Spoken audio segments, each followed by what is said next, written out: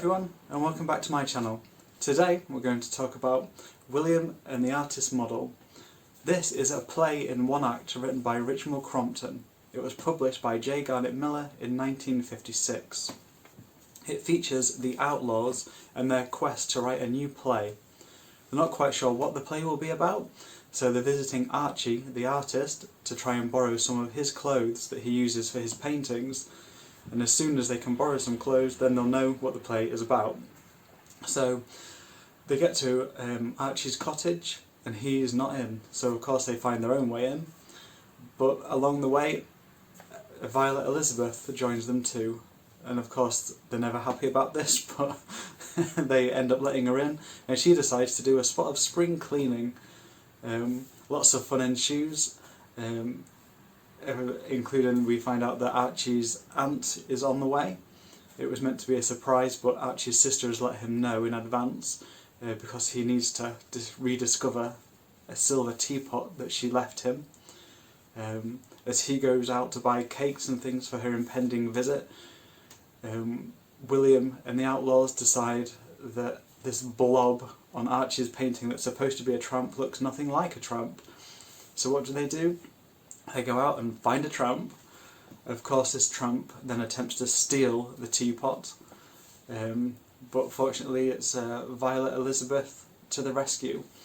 Everything works out well, and Archie's aunt provides the money so Archie can put on an exhibition. So everything ends up well, and of course the Outlaws are lent some of Archie's historical clothing, which is fantastic. So this play, really well written. It takes place over 25 pages. We have all the Outlaws, which is fantastic. We also have Violet Elizabeth, who we're told in this play is aged about 6.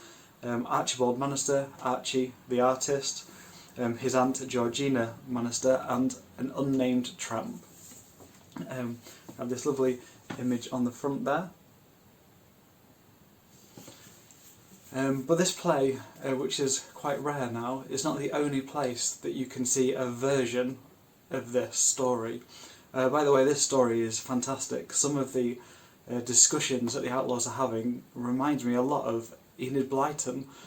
Often the Outlaws are arguing and it can get rough and tumble, but there was a lot of conversation going on there. Obviously because it's a play, the motivation was to get a lot of conversation going, and it worked really well, again showing how well Richmal Crompton can write. Other versions of this story appear in William the Bold. In this version it's called Violet Elizabeth Wins. This book, William the Bold, was published in 1950, so it's 6 years before the play was written. It was then adapted again for the 1970s era William, again called Violet Elizabeth Wins. All three versions are different, and all three versions are worth reading and watching. Yeah, it's really fantastic. So if you can get your hands on a copy of this, it's really worth reading. Interestingly, as always, advertising never dies. We want to know how many have you got. There are some other plays on the back there as well by the publisher. So yeah, have you read this play?